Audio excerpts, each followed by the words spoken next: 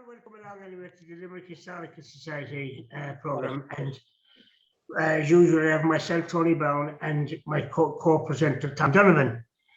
And today we have a new guest, Paschal O'Grady. Paschal, first of all, you're welcome along to the programme. Oh, thank you very much. Thank you very much. Yeah. You're a bit frozen up on my screen.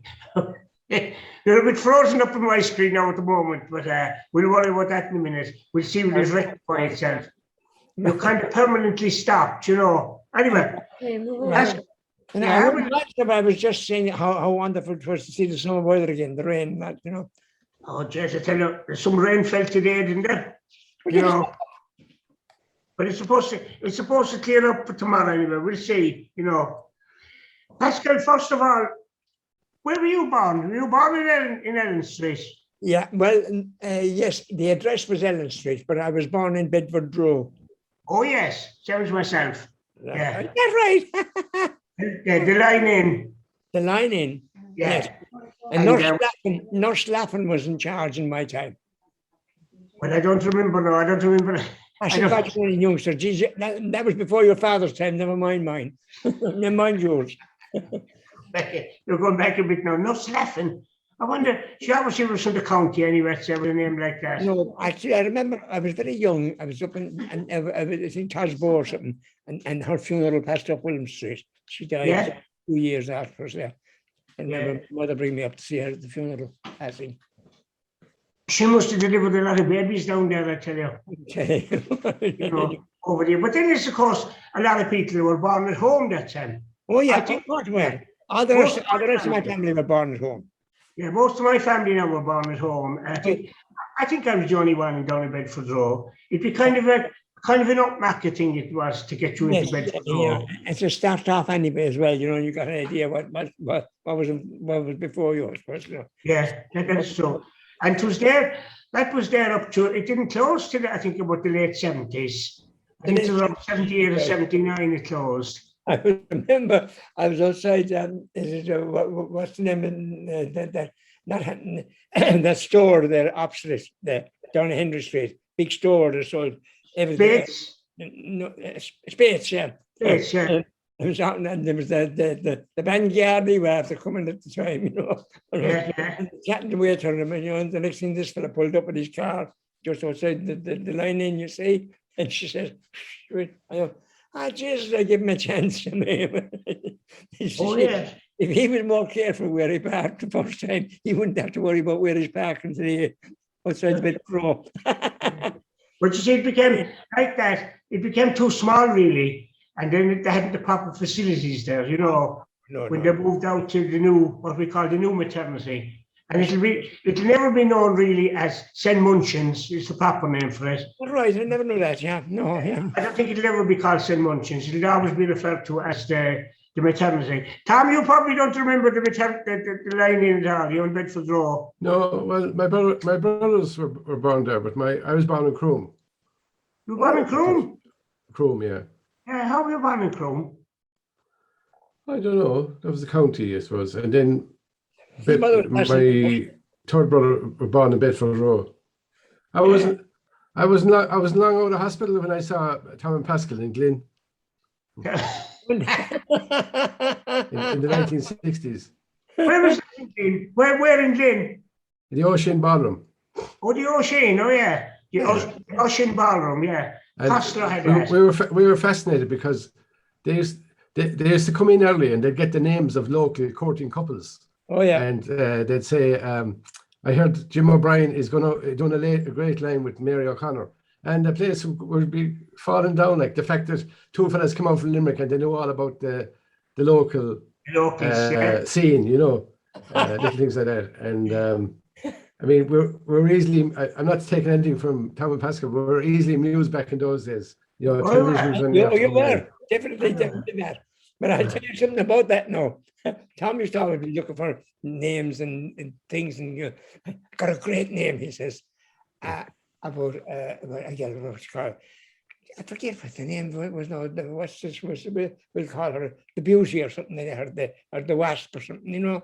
A great. And you mean, Jesus says, hold on, don't.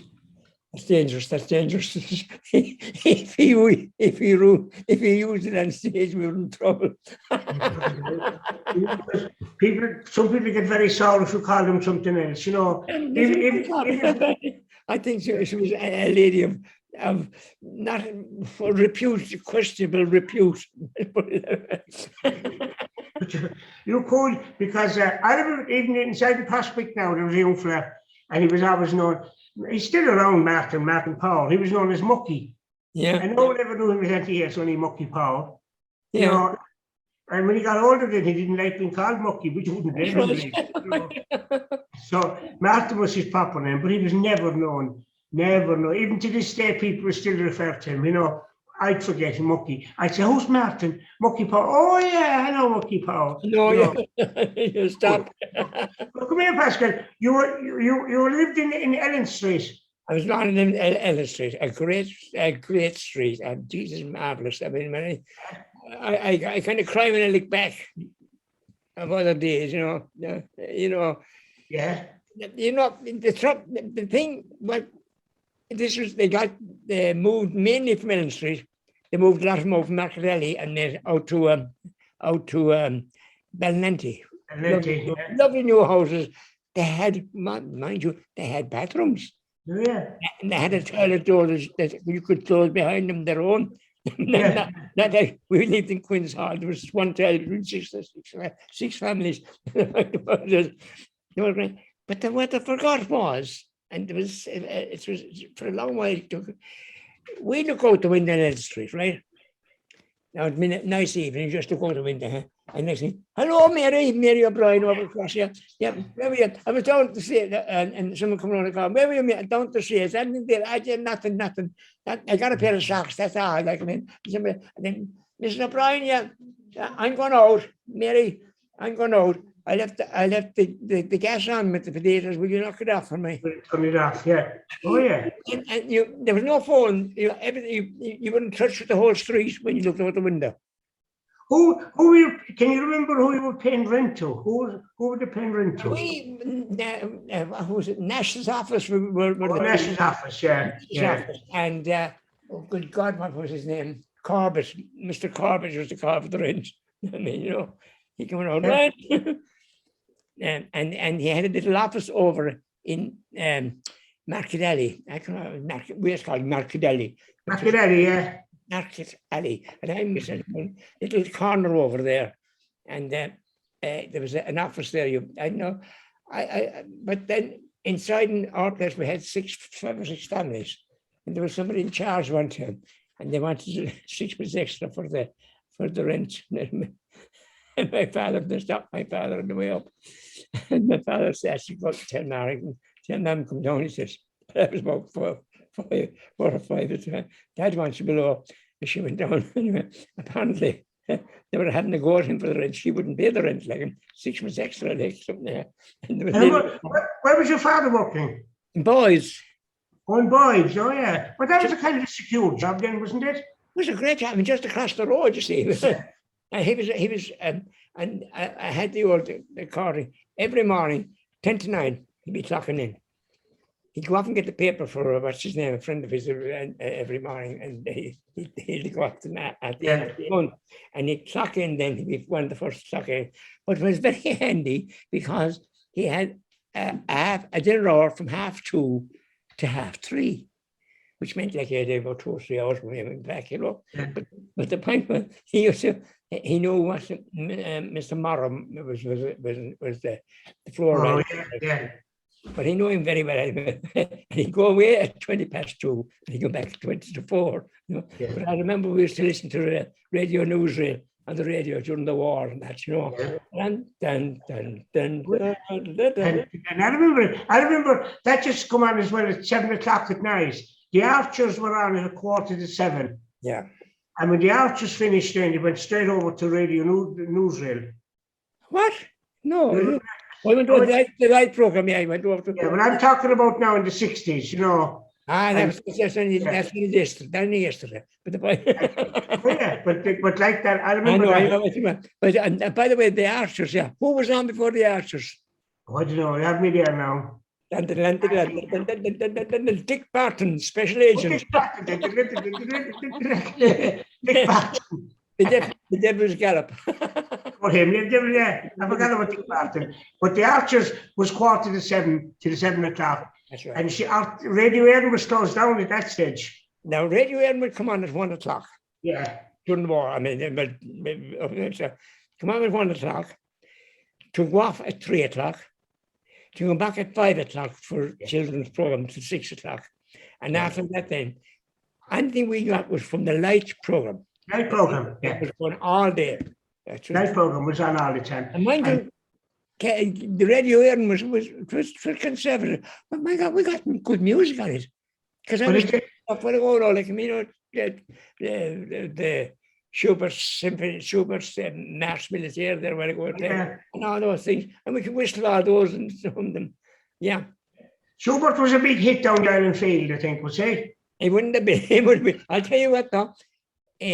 What's his name? Mikey Raleigh's band would have played it. Mikey Raleigh. Yeah. We could be sued here now in this program, yes. Michael's fife and drum band. Well, Mikey Raleigh's, yeah. Mikey Raleigh's band. Oh, gee. Oh, yeah. I have a thing here in front of me, and his names are just call out to you here.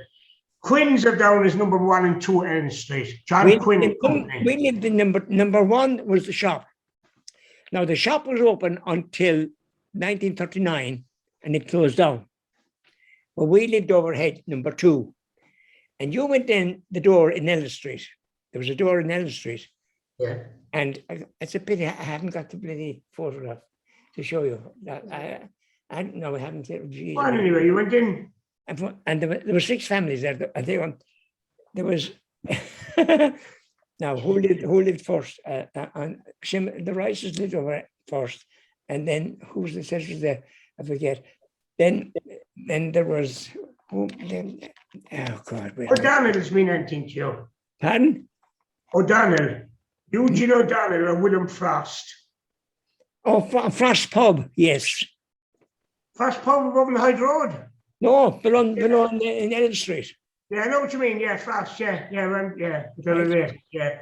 then you had Mrs. Dillon, Purcell, Holland. Mean anything to you? Holland, Paddy Holland's they're down just down the street. Yeah, Paddy Holland.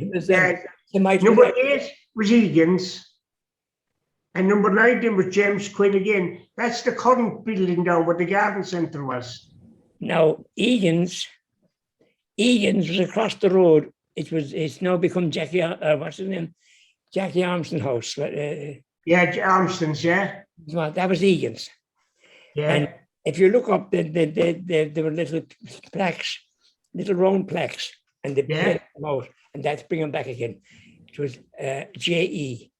Was it Egan's? I think just, or M.E. Michael Egan, M.E. Michael Egan.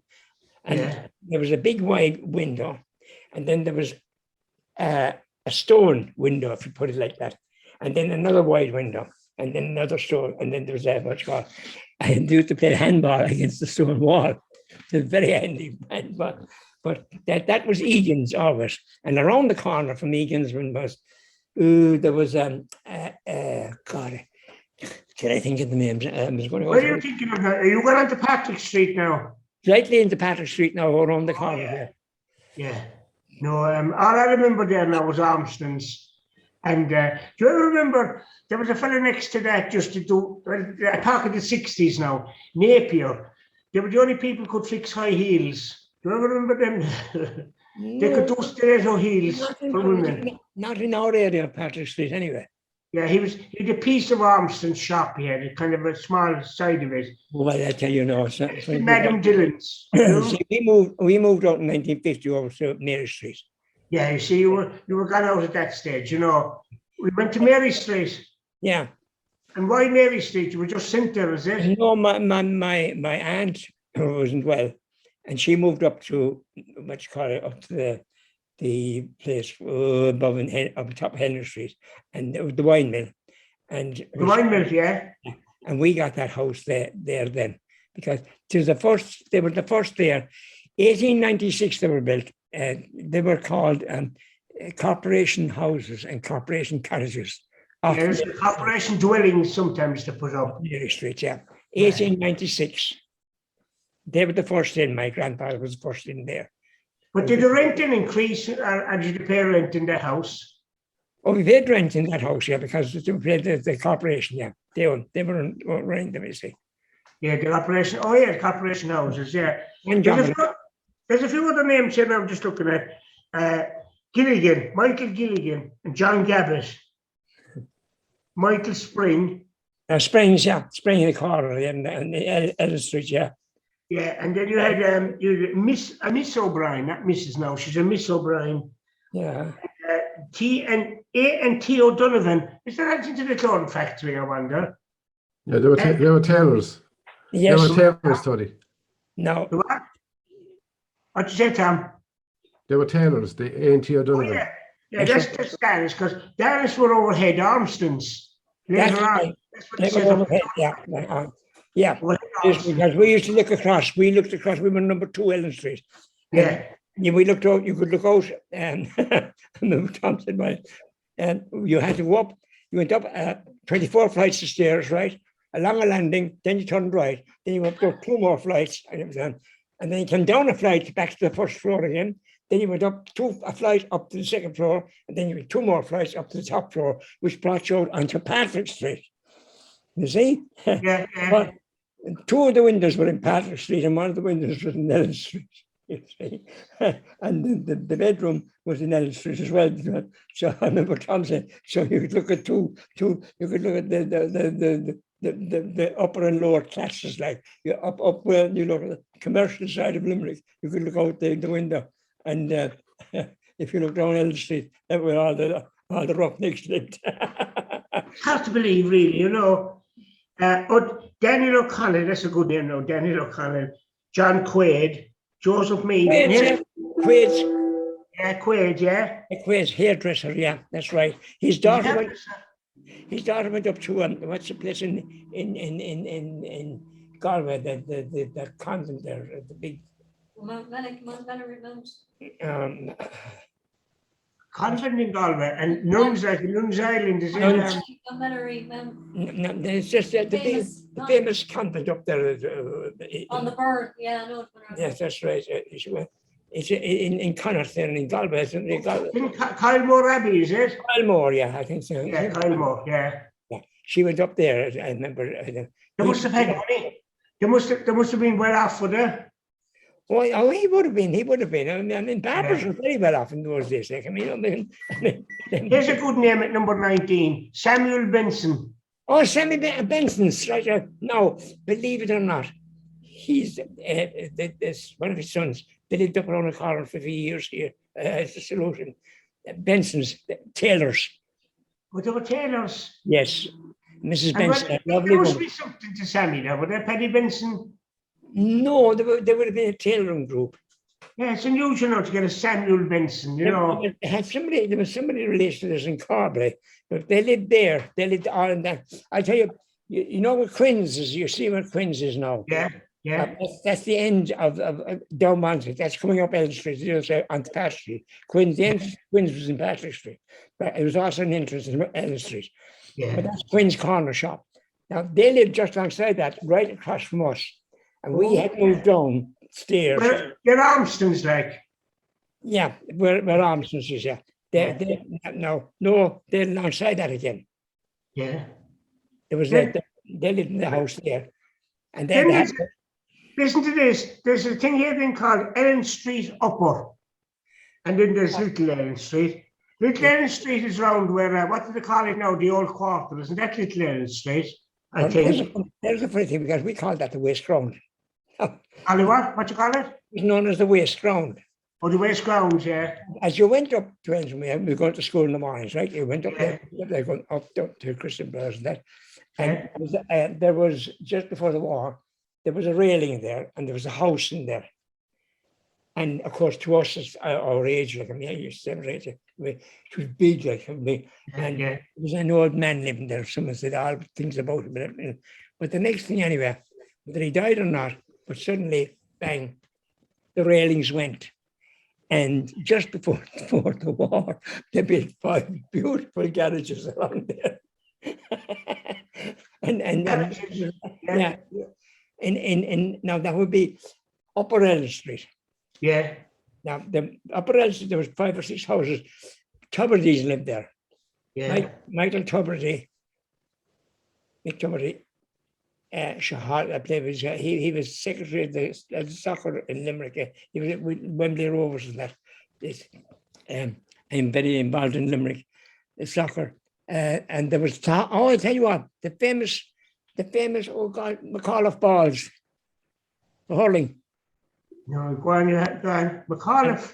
McAuliffe's lived there, and the famous ball. He made hurling balls, did he? Made hurling balls, yeah. He used to make hurling balls. Slitters, like. Slitters, yeah. Yeah. The famous. He moved up to Thomas Street then. I think I moved away up that. He moved up to Thomas Street, yeah. Yeah. That's I never interesting. heard to them now. There must have been Yeah, obviously he's the first man to make a white slater. A what? He was the first man to make a white slater. a white. So you can see it in the dark. Oh, Yeah. didn't know that. Yeah. I I never heard. He was, Where in Thomas he Street? was from Bruff. Where in Thomas Street was that? Oh, up near where Thompson's is, down a bit from Thompson's. Yeah, where Thompson's the Undertakers, yeah. Yeah. Oh yeah, because there was a fella in Wickham Street then was doing them up to a few years ago. I think he was over at J.J. Kennelly's along there making slitters. Was There that was a right? fella there as well, upstairs Yeah. making slitters, you know. But Pascal, did you go to St. Michael's School or just go to the CBS? You had to go somewhere. Started off at St. Michael's, St. Michael's, yeah, and I went from that to the CBS then, like, you know. yeah, And my father worked in Boyd's, and the yeah. back of Boyd's came out, see, and St. Michael's was just the back of Boyd's. St. Oh, Michael's- that's right. Yes. Because do you know who went there now to school? He told a good story. John Collins. You know John Collins? He used to own Finn's in William Street. Do you know Finn's Bakery? Yes, yeah. John went to school at St. Michael's. He's very handy. He's working with bringing him across William Street. He got through Boyd's and out the back. And Yes. then one of the staff in Boyd's might help him across the street, Denmark Street. Yeah. So he never got wet of anything. No, Go straight down. That's it. Very handy he was going to school, you know, at St. Michael's. But then you kind of progressed then to the Christian Brothers Institute, did you? Oh yeah, I was never, for some reason or other, there was another, I was never in first class.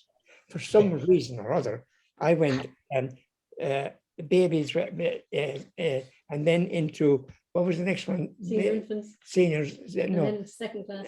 senior, Babies, middle, seniors first. seniors, middles.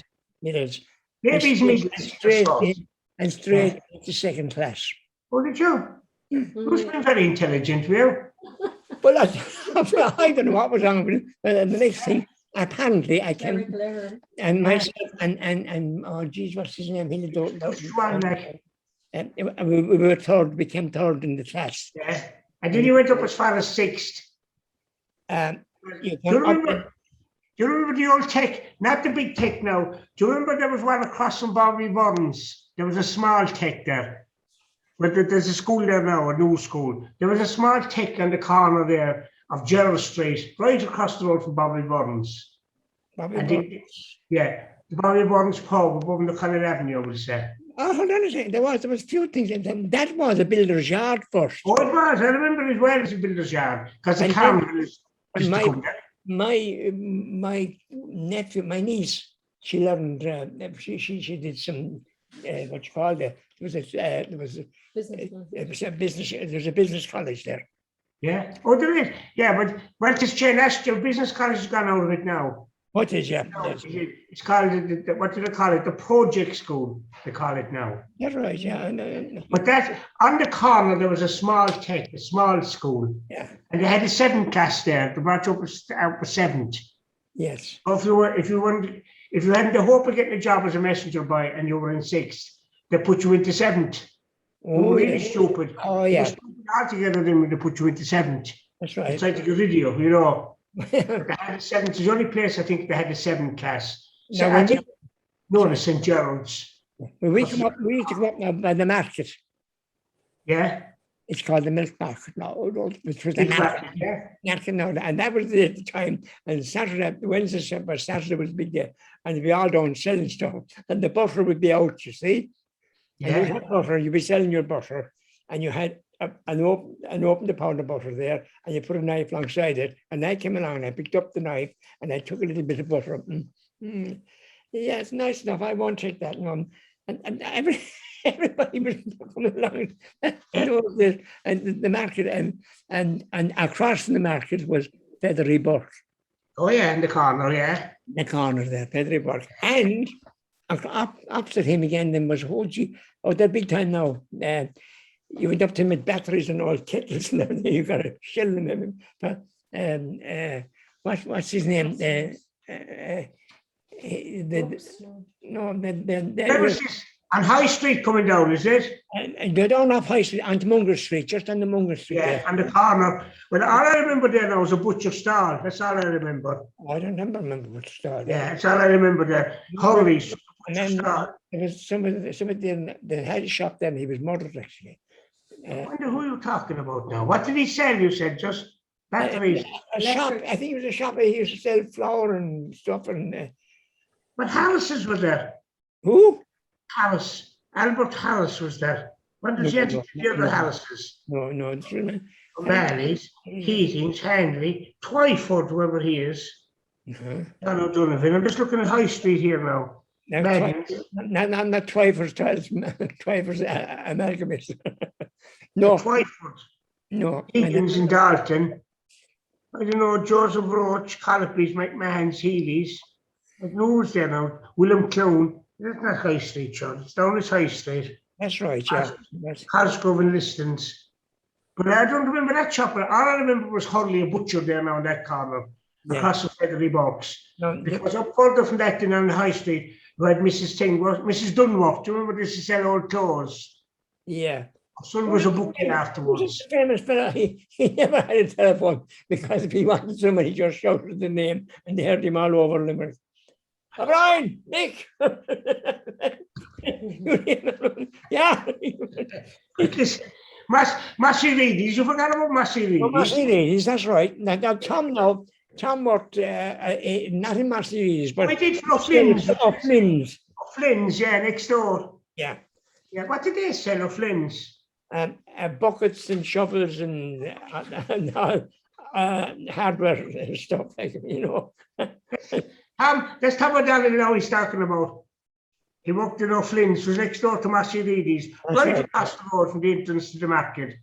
You know, you forget about that shop altogether now with O'Flynn's. Yeah, that's right. Come here anyway, Paschal. When you finished school, where did you go after finishing school? Where did you go after? I made the mistake of leaving school. I don't know what got into my head and I left school. I got some job somewhere, I forget what it was. And then I ended up working for William Street, the Mr. Boy's job. Do you know the station, the gather station in William Street? Yeah, William Street, yeah. You know the little boreen in at the left, as you look at it at the left-hand side. That's laneway, down the side there on the laneway, yeah. Yeah, there was a shop there. Oh, jeez, what was there? Akmuti's. It was Akmuti's one time. Akmuti's was down further, wasn't it? It was owned by Akmuti, is it? You come up now. You know the shoe shop at the corner of a Saxon. Saxon, and next to that was Saxon coming up. and then there was the Yarmouth fish stores. The Grimsby fish store. Wasn't it Grimsby? I think it was. No, the Yarmouth. No, the Yarmouth, yeah. Yarmouth. The Grimsby And then- was down in Bedford Road. And next to that was, oh geez, what's the names? That Akmuti's, was it? No, they had the shop there. They sold sweets and Ryan's were there No, afterwards. They sold all the fruit and they'd buy I cheese. know I had 6 runs a week there anyway, like me, you know. Yeah. And I went from that then to up to Hogan's in William Street. Who? Hogan's, the chemist in William Street. Oh, above the top, above the upper William Street, like. Yeah. Yeah. And I always remember he was a stiffish fella to work for, but he was very safe, very fair. But the next thing he says, go over to the condensed milk company, he says, right, and get some Hushabye. It was the baby's milk, you see. Yeah. And see, take the bike. So she goes, well, I can't cycle. What? You can't cycle? How did you get in here? I don't know what it means you can't cycle. So what I did was, there was a carrier on the back of the bike. I started practicing on the carrier. Now, people, they learn how to cycle. And then the promoter then to doing trick cycles from using the carrier. And I started on the carrier and I crashed into something. Were you cycling the bike from the carrier? Yeah, that's right, yeah. She looked sweet. You were Yeah, but my feet were near the ground. And I thought that would be grand. Jeez, it was far narrow. The next thing I got, and I'll tell you something, the next thing anyway, I couldn't, a guard pulled me up anyway, because he was there. What are you doing? Get off that, and learn to cycle. But so the next thing they had, fortunately enough, they didn't have the hush by milk. And the next day I went over with the bicycle and it was on again. And coming back, I said, oh, at last I got the hang of the bike. Yeah. I was cycling along. And I came out of the condensed milk company, out of and I was cycling towards St. Michael's Rowing Club, right? I go on grand, this is great. And the next thing suddenly dawned on me, I had to go around the corner. Oh, yeah. The bridge, yeah. I couldn't turn the bike around the corner. I crashed into the wall and then I pulled the brake. Lovely. And down the road ended. That shop wasn't Alexander's, was it? Who's that now? In William Street, the shop you walked in, wasn't Alexander's. Danger of crimes, I can't Because even. the 6.5 penny bazaar was gone at that stage. Yeah. Then you had only the central garage there, I remember that, I do. Yeah, there was That's where Hall's the butchers were after, right on the corner. that's right. Hearts were into the central garage. The Hall's were there after, I remember that. And McMahon's chemist was there. That's they're the Golden Grill now, McMahon's. Because they lived up on the south circular. Yeah. And McMahon's. Here is William Todd's. Of course, Todd's in the shop on that side of the street as well. You forget about. That was Todd's Bow came into Todd's place down. Yeah. Achmeti's. Akmundi, yeah. I remember that's where I got my Shop there, yeah. I made my confirmation and I got a few pins and I put down my order for the Hotspur. And he used to get the Hotspur. The Hotspur and the Adventure used to come out one week, and the Wizard and the Rover the second week. Yeah. I put myself down for the Wizard for that. So we swap them then. And we can. I'll tell you this much. Ellis Street was probably the most what you call people can read most literate street in Oh yeah, reading comics. and then there was the Champion, and we were swamp. We could all read and we could discuss that Germany and the war and everything. Yeah. But actually, Akmundi's was taken over by. Do you know what opened there now? The Imco Cleaners. Do you remember? Imco Cleaners moved into Akmundi's afterwards. It's now a shoe shop. Yeah, that they came. Imco.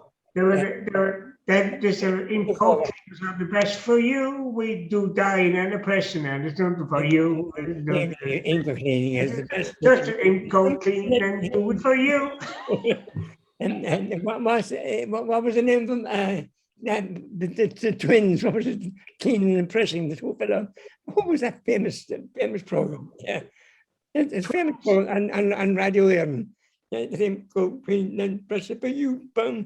I remember that. And you had a program for Prescott cleaners. They were down in Patrick Street. Prescott used to have a program as well. Prescott's, I think, we crossed from Middle Street. I think they had the place there. Oh yeah, when they walk. Yeah. And they used to have 2 photographs out for the Carlton Cinema. Yeah. And I remember looking at him, Abbott and Costa were in and joined the army or something. Yeah. That was the first film, Abbott and Costa, in the Carlton. Yeah. Come here. How long did you last above in Hogan's?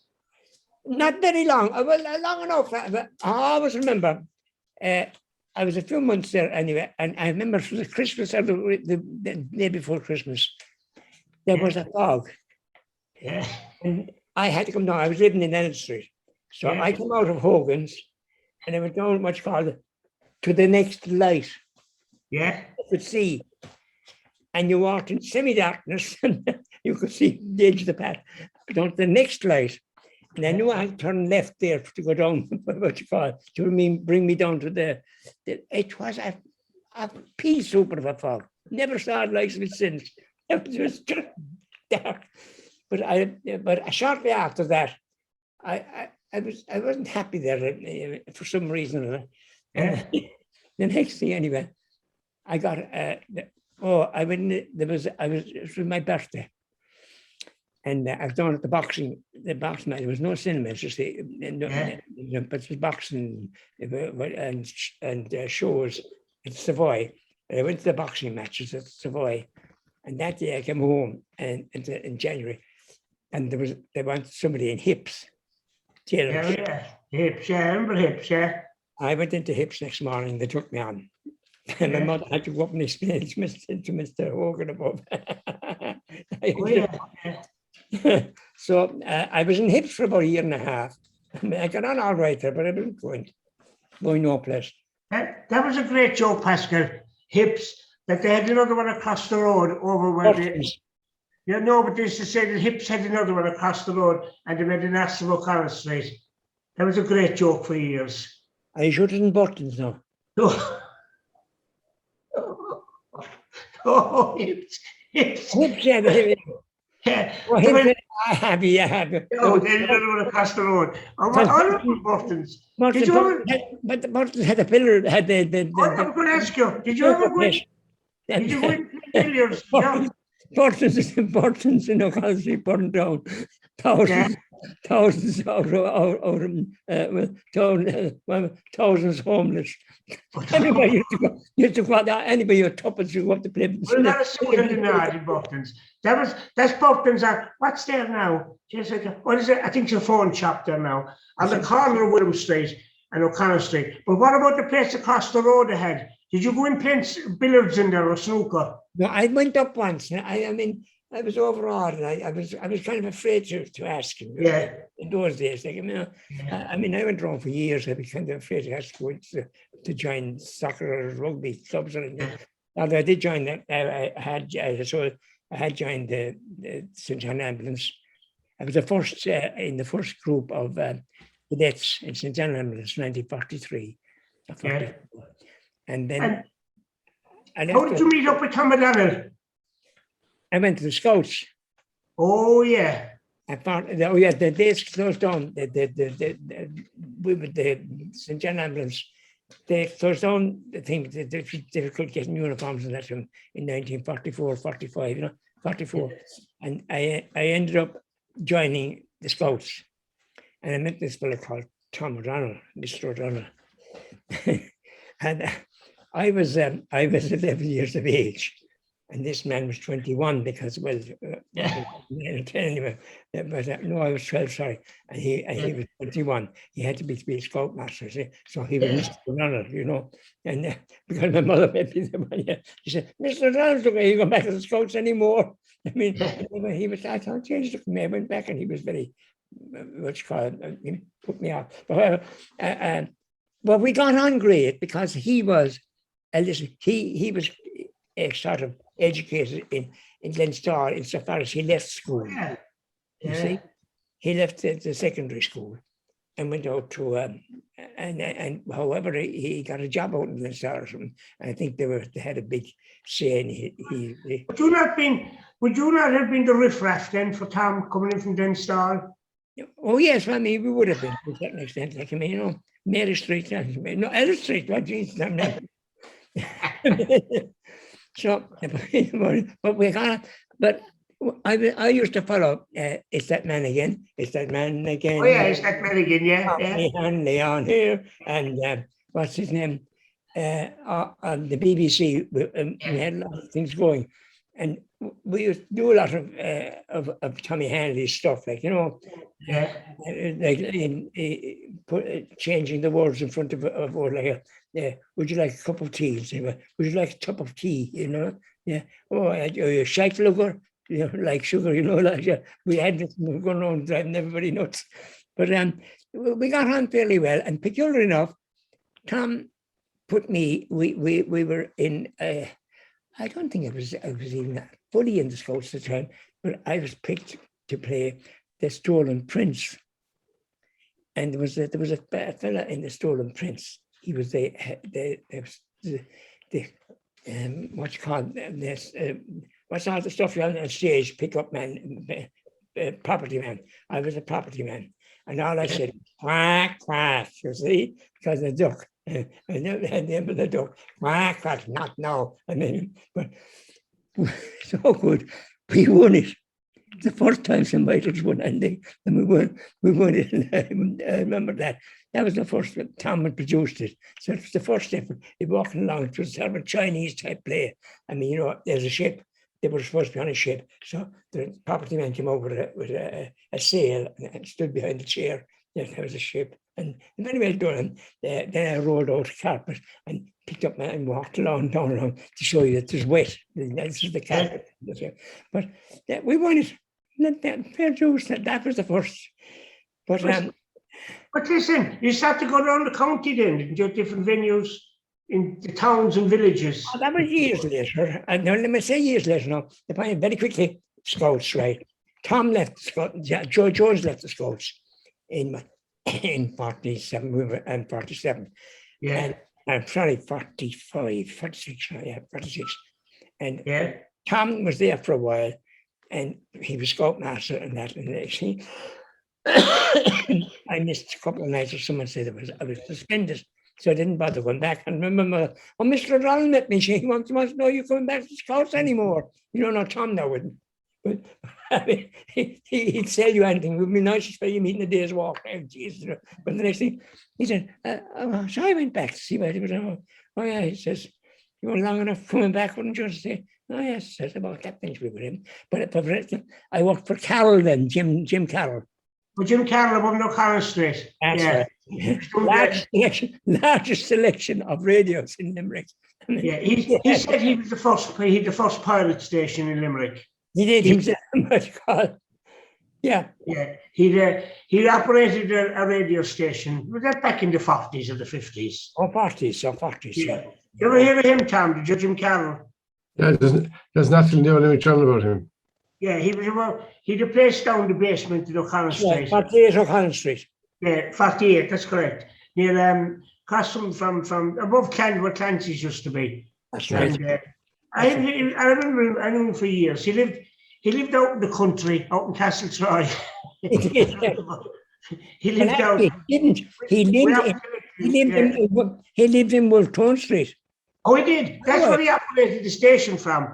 Well, so that's in the old Limerick Journal, yeah. There's an article in that about Wolftown Street. But then he moved out to Castletroy, out where Lidl is now. There's an avenue going down there, down to Culhan's place, down where the But when I up to know him, I left him much call, but he was still above in the he used to run films.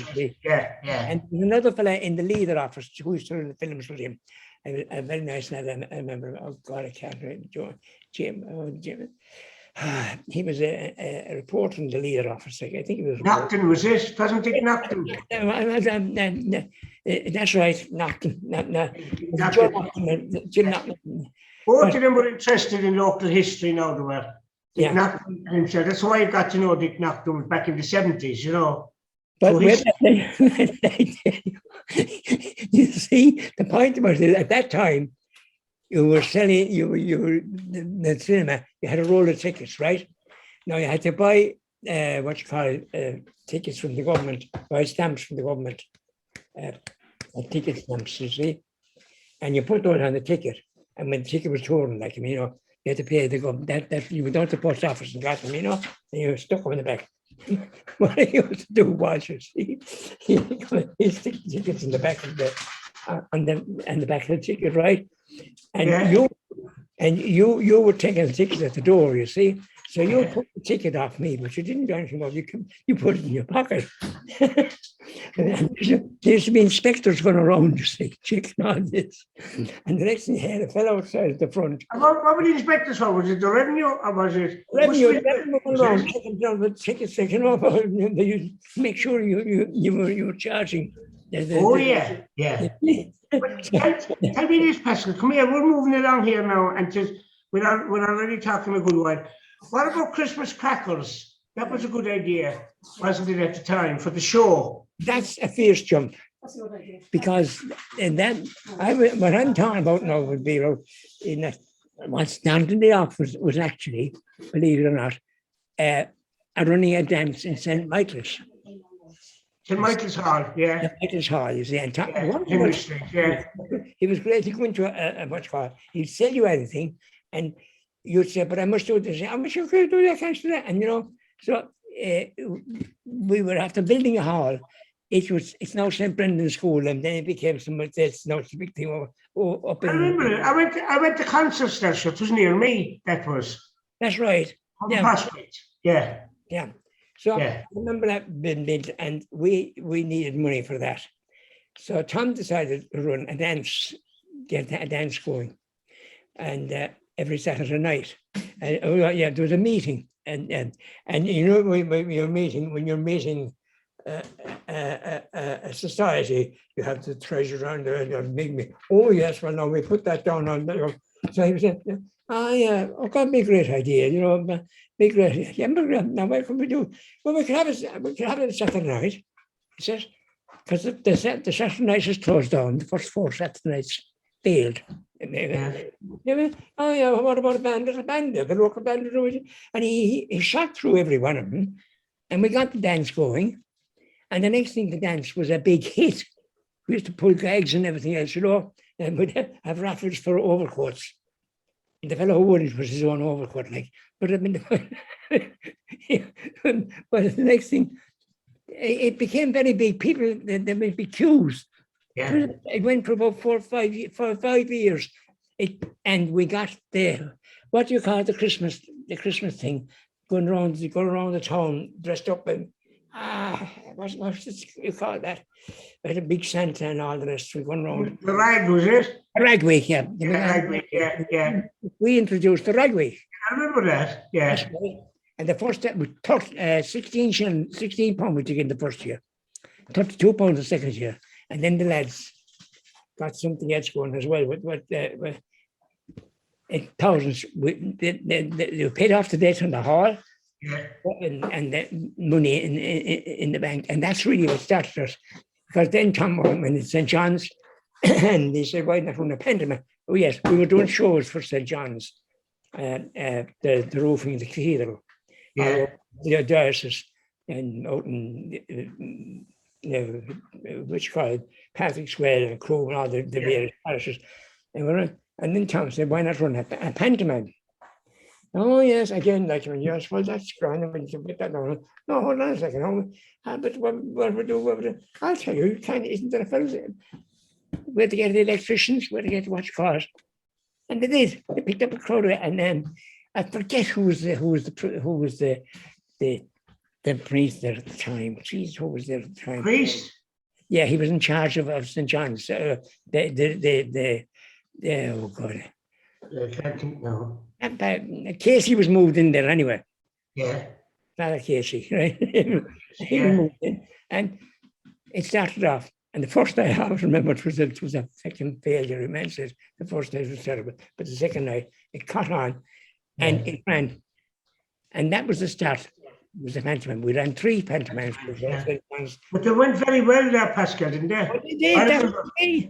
For about 6 weeks. Were you ever in that time at one of the shows in the city theatre? No, I saw them on RTE. They got an RTE. RTE. Yeah. This is St. John's Pavilion we're talking about. St. John's Pavilion you're talking about, folks. This Tom, we decided not to run a pantomime, get involved in a pantomime, and Tom got involved in a show, Christmas show, called Christmas Crackers, and he ran it for 2 days, Christmas, St. Stephen's Day and the day after, which St. Stephen's Day was Saturday, the after was Sunday. And then, okay, why not on Monday? Because Monday was kind of the bank holiday as well, so we could do 3 days in Christmas. And then make it the 4 days, right? So we started off in the Mechanics Hall on the first night, and kind of nearly full, but they're saying, too bad. It picked up on Monday, and I was downtown on Monday. The Sunday was all right. I was downtown Monday. Tom coming down. Well, Tom said, "Well, how things going?" Well, he says, "Are we free? Will we retain it?" And I said, "Ha ha," Yeah. No, just packed out. Booked out for the Tuesday night. So we went on and we had back until Wednesday, Thursday, Friday night. And then we booked it over the weekend, and then ran for a month. Above the mechanics. Yes, the mechanics, yeah. 70 people, like I mean. And then, okay, we went from there. We did a lot of doing concerts around the place, and very successful concerts around. And Jack Burke actors was on. Now, I always thought that Jack Burke got it because he was at the successful show, Christmas Crackers. No, he said, I'll tell you what he says. I didn't book you because you were packed it out for a month. He says, no, I'll tell you what I got. He says, we did a pantomime, a few midnight concerts, for the church and for the St. John's Band and that. And it started at 12 o'clock. Well, you see, you had it's a midnight concert. It started at 11:45. You couldn't start at 12 o'clock because the next day, and you couldn't have a concert before 11 o'clock in the morning. Yeah. So they go on all night then. But Jack at the time was living in the City Theatre because he was waiting for getting a house, looking for a house, going through. Yeah. And he was living overhead. When we in the back in the what you call it, downstairs. We were downstairs. Yeah. The show, down there in the dressing room, and his place was up overhead. But he used to be down in Shannon Rowan Club about 3 o'clock in the morning, 2 o'clock in the morning. No, Tom English told me that. Tom English told me that. Yeah. I know. But the shows, we'd have to do another program with other people. That I'd throw a few names at you now. Mandrake. Jackie Farn. People balancing on the brush. Mandrake. There was a thing, they had a thing on, very quickly, I'll tell you, they had a thing on Mandrake, you see, and he came in as a monk, you see. Yeah. He puts the girl into the To cut her up. A tower, he locks it up, and the next thing, he goes in the next bang, and then, that's sorry, but he put her in, and then you see, I couldn't make out how he was doing it, you see. Until one night I watched it, and he was dressed up as a monk, you see, as well, and he moved around, and the next thing he was quickly in and not like about, you see, but then. Tom, what's his name? He used to. There was trouble at the City Theatre, where the crowds were coming up like the fellas coming in, and they were locking doors. You see, so what's his name? I can't even. He was the supervisor, and they were all waiting anyway. You see, and next thing Mandrake was in there, and boom, and she's gone and waiting, and then, but where is Mandrake? You see. Just down here watching my show. I looked around how to get down there.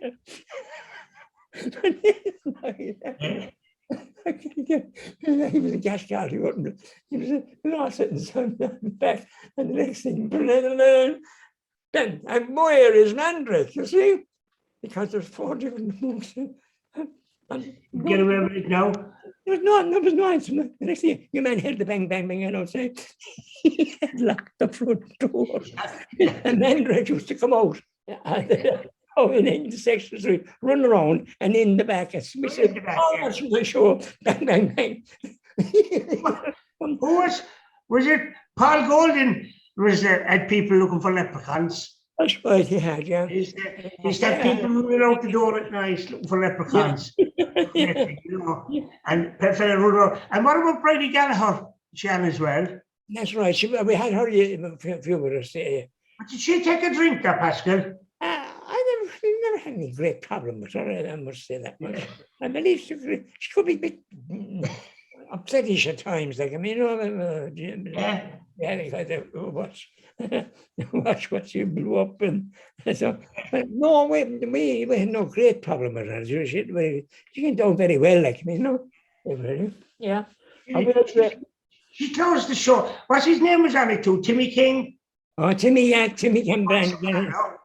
From the deck to a king. What's this? Well, no, we had a lot of good artists on there. Larry Kennedy. Do you remember Larry Kennedy? Larry Kennedy and Jerry O'Kelly Band, yeah, that's right. He was the first man to drive to work for Tato. He used to drive the Tato van. That's right, yeah, that's right. And that's what we used it. We used it in the first film we made. Because I got the idea. I said that we were supposed to swipe the bike. We were cycling around town. Yeah.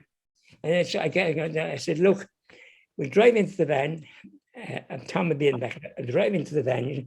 Larry Kennedy pulls up outside the shop, opens the back of the van, takes out, goes in, puts this platform up, walks up the platform, brings down a box of taters, a couple of boxes, brings them in. We come down and go into the van, you see. Larry comes in, throws the thing up, and off he drives, you see. Of course, we've come out with like, and Eamon, the next thing.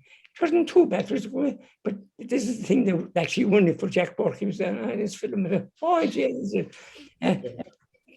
Larry opens the van, right? And what happened? Jim cried out, see? Now, actually, what happened was, and now in the first time, and we couldn't get a plank. And what did we do? It was a coffin plank. Coffin plank from the funeral director down in St. John's. Crosses.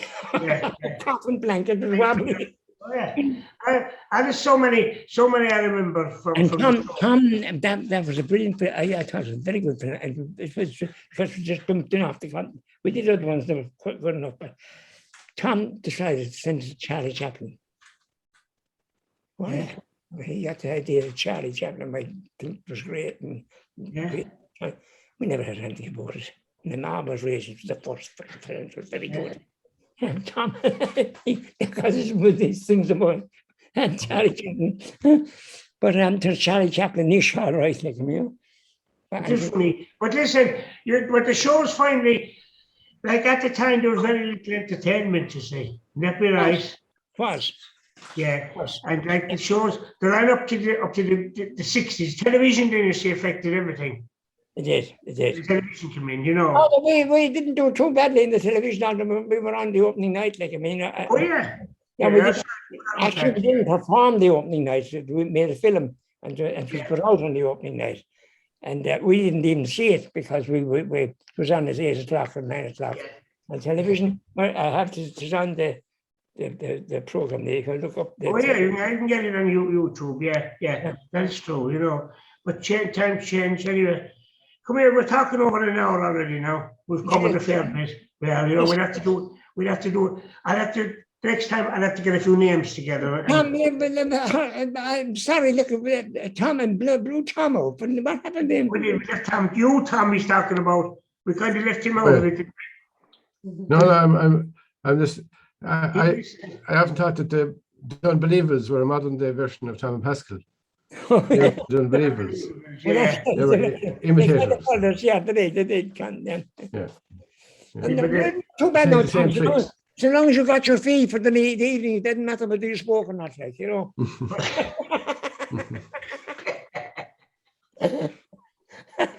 But I think, Tom, you make up a few names yourself, Tom, the next day we're on. Yeah. He left go up a few. Do you remember when Jackie Farm used to play the box? Yes, he loved himself, that he did. He used to have his hair fixed in curls and all. Young lad, he was. You remember that, Tom? The Calder box. This was a great thing at the time. The Calder box. Yeah. I thought it was a glorified piano accordion, like, you know. And he amplified, so he could go out and do the songs on the Calder box. And he did a lovely smile and all to go with it, you see. And in the breakdown when it, oh geez, there was more than one. And whatever I was doing, I went out and set the fiddle and on. I said, well done, man. I got it going. Yeah. I thought I was Jesus Christ Almighty. That good. Oh, jeez. Oh, Well, man, I have a few other things I missed. But your man, and very quickly, your man and the films, you have a fellow watching, and the next thing, if the inspector came along, you had the tickets in your hand, right? Yeah. Geez, Jim, he has the tickets in his hand. Great. So you went down and you started tearing up the tickets, handing them around to everybody. And that was all right. You went on and all the tickets were grand. But I would have time for this for 30 seconds.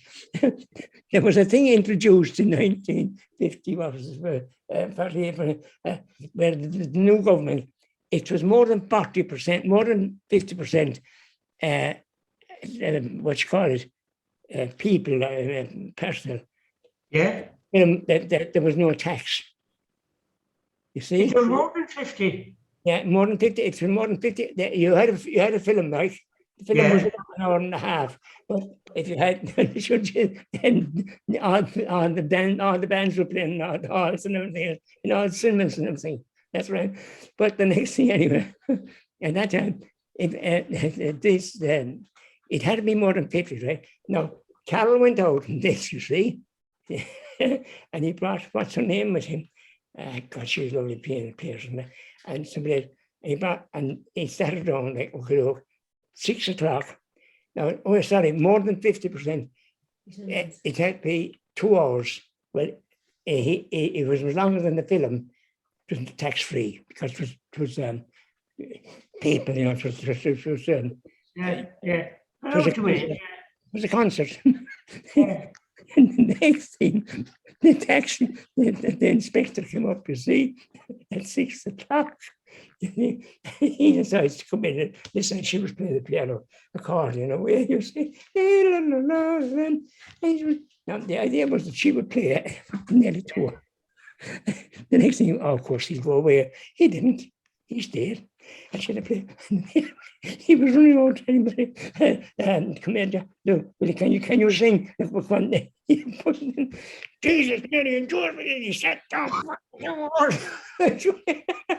I can't look about Carol in the film. I must say they were brilliant. I must tell you something, man. Oh, they were marvelous. So we have to know. We have to get one of those fellas from Afghanistan, the interpreters, and we write all this down again. I know and see them. Listen, Shiny butter. we have to call a halt here though, because we're gone into the following day, I think we are, you know, at this stage. You know. Paschal, anyway, myself and Tom agreed with, so it was funny anyway. We'll have to do another program. We'll have to have it. We'll have to have it set right next time, properly done, and different sections in it, and we can read Jack. Right, yeah. And work. Yeah, you can have a chat with my manager there and then work it out. Bye-bye. Bye-bye. Bye. Goodbye. Thank you for coming on anyway. And we'll have to talk again, you know. So Right.